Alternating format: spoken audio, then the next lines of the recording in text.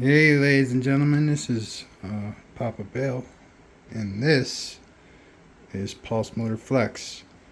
And as you can see, I've made a few changes. Or let me just break it down. We got drive coil, drive coil, drive coil, in a triangle formation, just like so. I think it goes like this though. And then it's hooked to the reed switch. So essentially it starts here at the power supply, or here at the wall, into the power supply, into the transformer, which takes the 12 volts here and turns it into, or 9.8 volts, and it'll change it into 300 or 135 volts.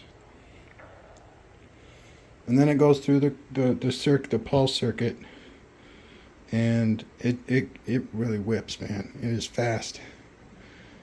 And to aid that, we have a levitation disc underneath, so it's just floating there. It is literally, and I've done this, I've made videos about this before.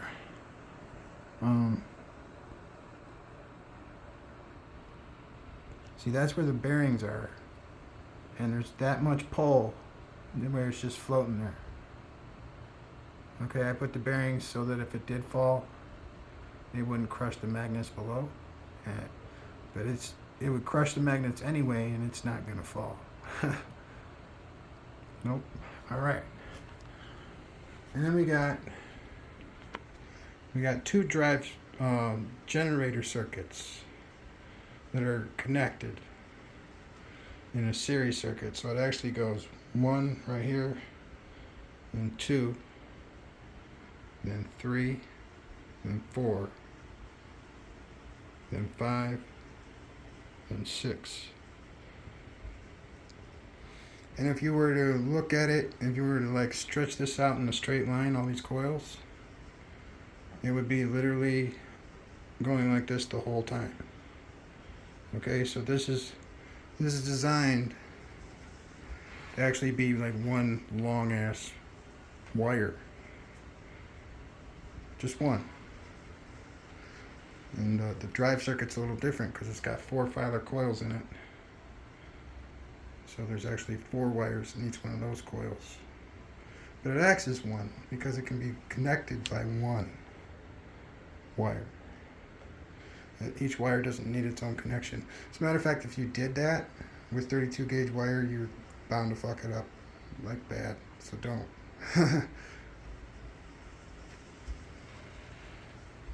I mean, if you have like lots of skill and lots of patience, try to hook it up, wire to wire.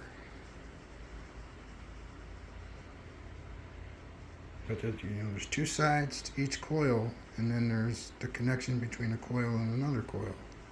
So that's like 3 that you would have to get perfect. I mean, and then everything after that is a little bit easier, but just connect them all with one. So the levitation disc makes everything move so much like butter, more so than not having it. Alright, so I'm going to give it a little juice.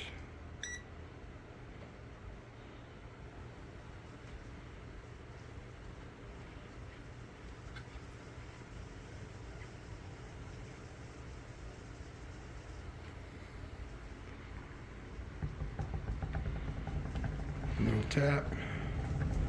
Look at that already. And then that's just going to keep on going faster and faster. Yeah. We're going to turn that down. That was already getting up to like 370. This copper enamel and everything is only 155 Celsius. So that would suck if it all just started to melt on me right now. Then a singularity forms in the center and it all just comes back to nothing. I like to say 0. Comes back to 0.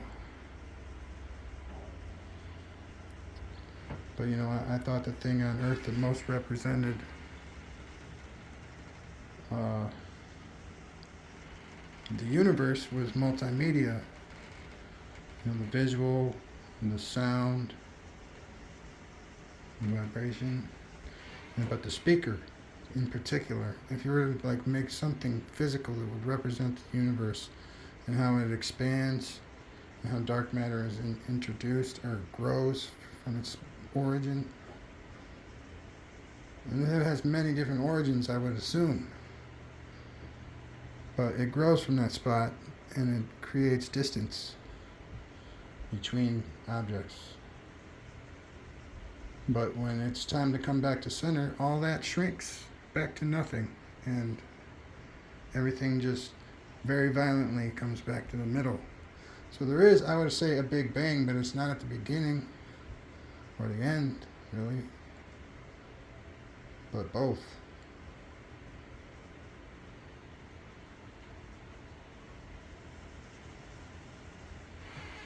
And that just, and if you take that away,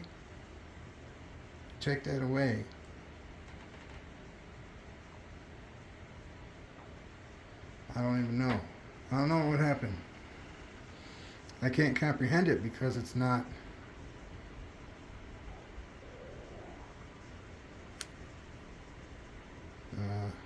It's just not in my. Don't think it's really possible to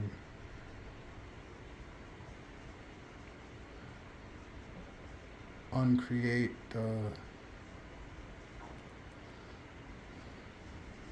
because I mean, like, if it just keeps going and dark matter keeps growing, then eventually everything's going to turn into ice.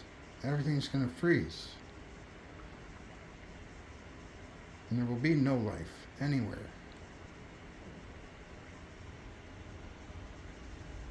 That's the only thing I can think of. That if you stop the dark matter from, or you know, you let it keep growing, that eventually things will just get so far apart that the light from the stars won't reach the planets in any kind of, you know, legitimate way.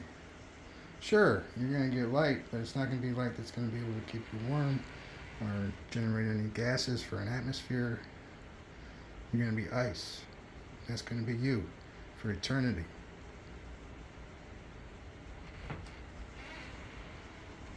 Doesn't matter what you are, where you come from, you know?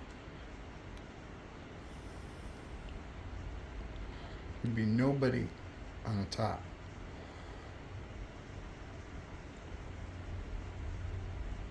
So I implore you, if you're thinking about stopping the mechanisms of the universe from functioning, don't do it.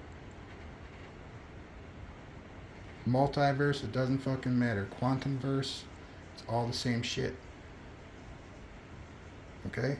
You make it as complicated as you want. It's just, you know, it's all going to end up being the same shit. So it's going to read different on the oscilloscope. Does that really matter? Does that really matter? Does it matter how you draw your diagrams? I mean, right there's my pulse motor. And it's not a railgun. I mean, I guess it could be. I don't even know what a diagram of a railgun would look like. Obviously something like that. But everything up here that I'm building with is a circle. So I am naturally going to draw it as a circle. Now I can see the circuit right here is a triangle. So I drew it as a triangle. And then everything is connected. All the drive coils or generator coils are connected. And that's how I drew them on the diagram. I'm not even going to call it a schematic because I feel like there are rules to schematics. This is a diagram. This is a drawing of my pulse motor. See, I haven't put in the magnetic induction switch. Kind of where it goes. Kind of. The transform. Yeah, this is a good picture. Even has a legend.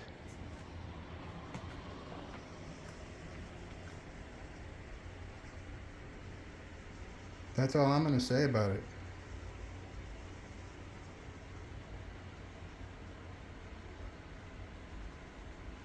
Alright, I think this is great. I think this is cool. We're going to give it one more run for our money.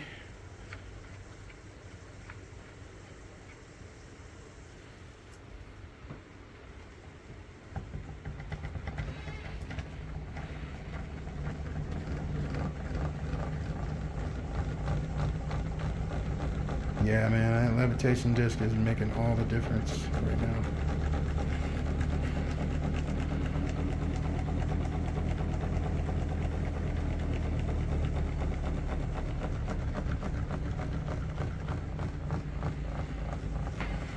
Oh, that is so fresh, dude. I am so excited. Please subscribe. Have a good night. Adios. Bye.